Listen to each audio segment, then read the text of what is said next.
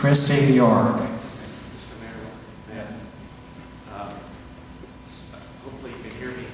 We'll go ahead and have the transition city engineer discuss the matter there and get back to it. Christy York. Hi.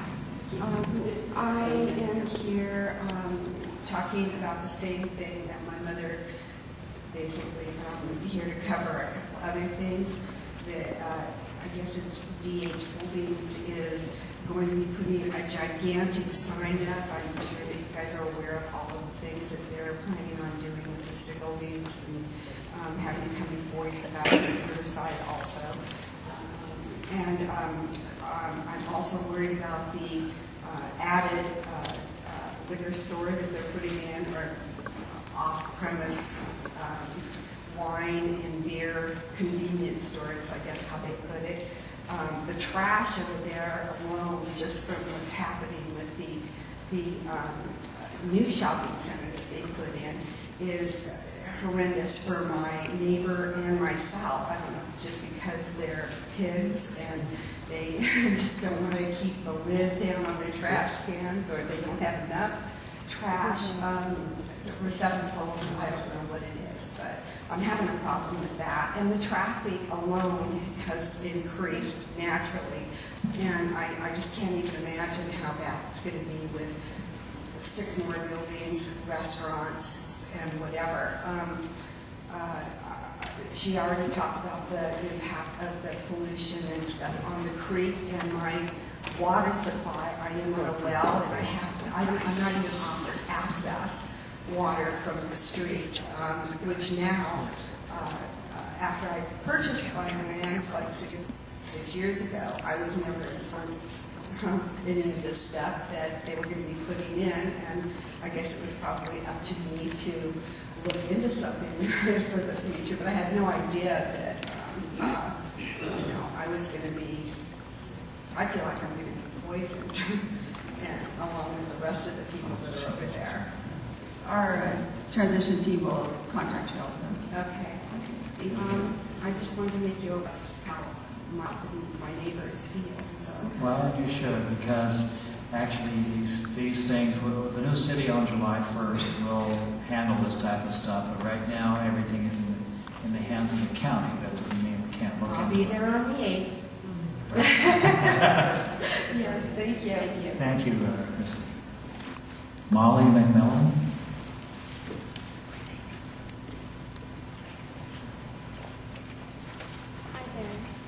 Hi there.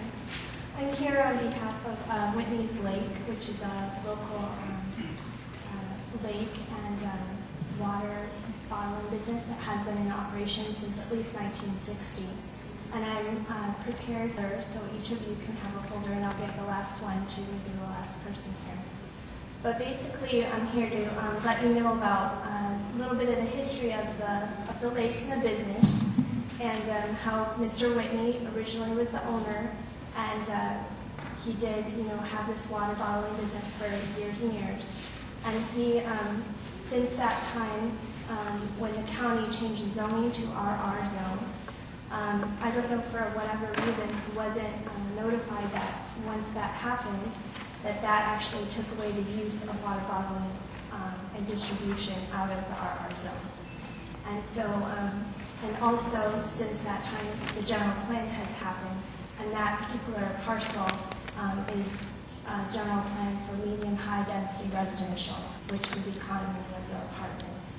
So how the new owner found out, and it still is a family business, but the new owner found out because the Department of Health Services through the state of California has new water bottling standards. And most of those standards have to do with the environmental quality of the water. The water has always been tested and way higher than what the standards are supposed to be. But during that, the CEQA regulation came into play, and because this business had been there for so long, that there was never a CEQA review. So CEQA, even though they're exempt from CEQA review because it's an existing business, they're not developing, they're not changing anything, it's been there forever. In order for someone to write an exemption letter for CEQA review exemption, it has to be the lead agency. the lead agency in this particular case would be the county, and now it will be hopefully you guys, because you are the ones that are local here and really care about this and interested in this. So, so what we've done is we've done everything the state requires for this private water source permit, with the exception of the CEQA review.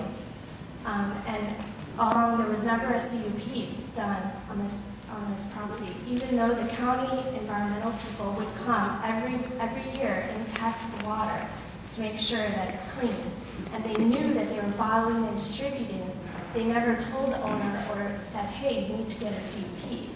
So it wasn't in their, it would be in their interest to keep up on this stuff, and how much hard work and records they kept. I think they knew they would have done it. So, so basically what we're trying to let you know, and hopefully to have you do, is in the RR zone, there is verbiage, and I've included that in here, about water wells and drilling, but it does not say water bottling and distribution. So if you added that verbiage when you take over in July to the RR zone, it would help save, they would still have to do the CUP process within the city, but it would help save them from what the county is telling them to do, which is change from the RR zone to the CR zone, commercial retail, which, you know, that's not as good for the property. So basically that's what I wanted to present to you, and just kind of petition to you to be sensitive to it, because it has historical value, and that's it. And this is the owner, Denise Sewell, and so she's here, and she's working very hard to keep this business. She's done a fantastic job of keeping the lake very clean. Everything is done really well. There's a lot of people that come up to the property and are always asking about originally there was some bottling machines, coin-offs, and so people come up constantly and are saying, well, when are those coin-offs going to be available again? And we've been doing this since we were little, and coming up here, and so it is very much a historical part of the city. And she wants to, her desire is to continue serving this water as a utility, private utility to the city and the community. Well, thank you. We like to hear about these things. But is your business impacted right now, or are you continuing to do business? It's been continuing. She's It's continuing, not been stopped. but the state has threatened to stop her. Okay. They haven't given a definite date. Okay. Well, I'm sure our staff will get to it, but see what can be done. And here's the one more packet. Thank you, Molly. Gary, Andre?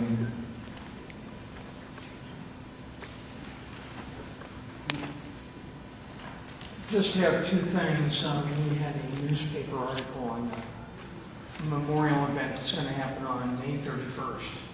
Had some phone call complaints to my house stating that Lance Corporal is not supposed to be in all capital or letters.